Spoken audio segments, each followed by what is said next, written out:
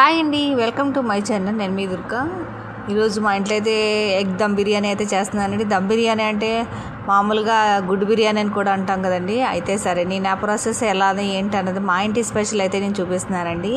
ముందుగా మనం టమాటాలు, పచ్చిమిరపకాయలు ఇవన్నీ కూడా మనం కోసి పక్కన పెట్టేసుకుని ఒక గిన్నె పెట్టుకుని దాంట్లో ఆయిల్ పోసుకుని దాంట్లో మనం బిర్యానీ స్పైసెస్ అంటే చెక్క, లవంగాలు, యాలక్కలు 3 వేసి అవి వేగుతున్నప్పుడు ఉల్లిపాయలు కూడా వేసుకొని టమాటా అయితే పూరీ చేశానండి. టమాటా ప్యూరీ అది ఏంటంటే గ్రేవీ కోసం అని చెప్పేసి నేను టమాటా ప్యూరీ అయితే చేశాను. ఆ ప్యూరీ కూడా ఇందులో కలిపేసుకొని మామూలుగా అటు ఇటుగా కలిపేసుకొని కొంచెం పెరుగు కూడా వేసుకోవాలండి. అయితే నేను చెక్క, లవంగాలు, యాలక్కలు, ధనియాలు, అల్లం, వెల్లుల్లిపాయలు ఇవన్నీ కూడా కొబ్బరితో సహా కూడా నేను ఇవన్నీ కూడా పేస్ట్ అయితే చేసేసుకున్నానండి. ఆ పేస్ట్ ఇందులో వేసేసుకొని కొంచెం మళ్ళీ మనం కాసేపు కలుపుకోవాలండి. ఇది ఆయిల్ ఎంత బయటపడితే అంత టేస్ట్ బాగుంటుందండి మసాలాకి. అయితే బిర్యానీ కూడా టేస్టీగా ఉంటుంది. అయితే మనం అది ఎర్రగా ఏగేదాకా కూడా మనం పక్కన సిమ్లో అయితే ఈ ప్రాసెస్ అయితే రెడీ చేసేసుకుందాము. దీనికి మనం ఏంటంటే కొంచెం పెరుగు కూడా వేసేసుకొని బాగా కలుపుకోవాలండి.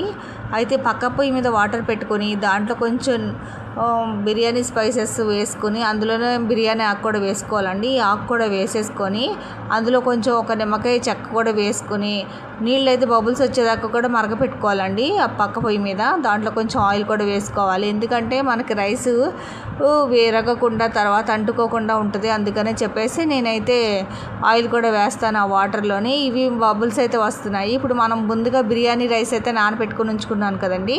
ఆ బిర్యానీ రైస్ కూడా ఇందులో వాటర్లో అయితే వేసేసుకోవాలి. వేసుకుని అవి కూడా చక్కగా ఉడుకుతున్న 100%కి 70% అయితే ఉడుకుతూ ఉంటుంది. అవి తీసేసుకొని చెక్ చేసుకోవాలండి. చెక్ చేసుకొని ముందు వాటర్లో నుంచి బియ్యం సపరేట్ చేసేసుకోవాలి రైస్. ఆ తర్వాత ఇప్పుడు మనం పక్క పొయ్యి మీద మనం బిర్యానీకి రెడీ చేసుకుని ఉంచుకున్నాం కదండి. ఈ రైస్ అంతా కూడా దాంట్లో అప్లై చేసేసుకొని దాంట్లోనే కొంచెం ఫుడ్ కలర్ కావాలంటే వేసుకోవచ్చు. తర్వాత ఎగ్స్ తర్వాత జీడిపప్పు ఇవన్నీ కూడా నేను వేయించుకుని అవి పైన అయితే అలంకరించేసుకున్నానండి. అలంకరించేసుకుని దాన్ని మళ్ళీ ఒక మినిమం పావు గంట సేపు సిమ్లో పెట్టేసుకోవాలండి. పెట్టేసుకుంటే మనకు బిర్యానీ అయితే రెడీ అయిపోతుంది. ఈ ప్రాసెస్లో చేసుకోండి.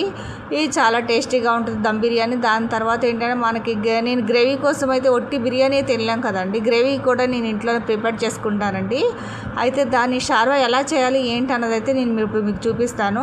ఇందాక మనం బిర్యానీకి మనం చెక్క, లవంగాలు ఇవన్నీ కూడా నేను పేస్ట్ పట్టాను కదండి. అవి పేస్టు, తర్వాత ఉల్లిపాయల పేస్టు, తర్వాత టమాటా ప్యూరీ పేస్టు, ఈ పేస్ట్లన్నీ కూడా మనం చక్కగా ఇలా నూనెలో ఎర్రగా వేయించేసుకోవాలండి. వేయించేసుకొని మనకి ఉప్పు, కారం, పసుపు కూడా ఎంత కావాలో అంత చూసి వేసుకున్న తర్వాత వాటర్ అయితే మనం ఎంత కావాలో అంత పోసుకొని మరీ ఎక్కువ పోసుకోకూడదండి. కొంచెం వాటర్ పోసుకోవాలి. టమాటా ప్యూరీ కూడా వేసుకొని అది కూడా ఎర్రగా వేగిన తర్వాత వాటర్ పోసుకోవాలి. పెరుగు కూడా వేసుకోవాలి. వాటర్ కూడా పోసుకొని అది కూడా బాగా మరగపెట్టుకోవాలండి. ఫైనల్గా మనం కొత్తిమీర వేసేసుకొని మన గ్రేవీ అయితే అయిపోతుందండి. కొత్తిమీర వేసుకొని దించేసుకోవాలి. మా ఛానల్ ఇలా లైక్ చేసి షేర్ చేసుకోండి. ఇంకా కొత్త వంటలు మీకు కావాలంటే నాకు కామెంట్ చేయండి. మన ఛానల్లో అయితే చేద్దాము. అయితే ఇదిగోండి మన గ్రేవీ కూడా అయిపోవచ్చింది. ఈ ప్రాసెస్లో మీరు కూడా చేసుకుని ఎలా ఉంది ఏంటి అన్నది నాకు కామెంట్ చేయండి. బాయ్.